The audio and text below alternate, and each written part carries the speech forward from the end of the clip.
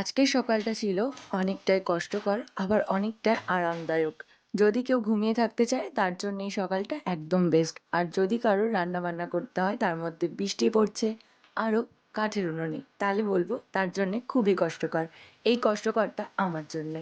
Hello everyone, আমি পিয়ালি। আজ সকালে ঘুম থেকে উঠেই দেখি কাল রাত্রে এতটাই ঝড় বৃষ্টি হয়েছে, বাইরেটা একদম ভিজে।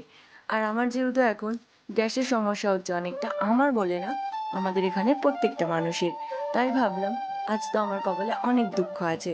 কারণ একেতেই কাঠে রান্না করতে হবে, তার মধ্যে আবার ওই জলের মধ্যে নামতে হবে। চাইলে পারতাম শাশুড়ি মার ঘাড়ে আজকে রান্নার দায়িত্বটা দিতে, তারপরেও ওই যে সংসারটাকে বড্ড ভালোবাসি, নিজে হাতে সমস্তটা করতে প্রচণ্ড ভালো লাগে।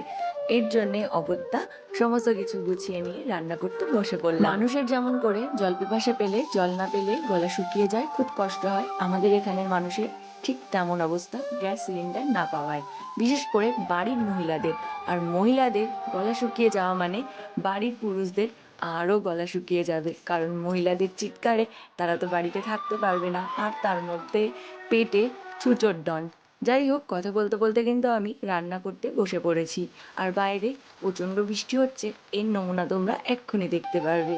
এই দেখো, বাইরে টিপটিপ করে বৃষ্টি হয়েই যাচ্ছে। ঝড় আসুক বৃষ্টি আসুক, বাড়িতে অনেক জামা কাপড় কাচতেই হবে, এটা হলো প্রত্যেকটা বাড়ির বউদের একটা রোজগার চাকরি।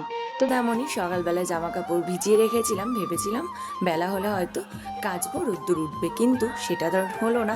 এর জন্য কাচাকুচি করে ওপরে ছাদের ঘরেই মেলে দিয়েছি। এবার যতদিন ইচ্ছা ততদিন ধরে ওরা শুকাতে থাকুক আর বৃষ্টি হতে থাকুক। আজ তবে আসি, তোমাদের যদি ভিডিওটা ভালো লাগে লাইক ও কমেন্ট করো।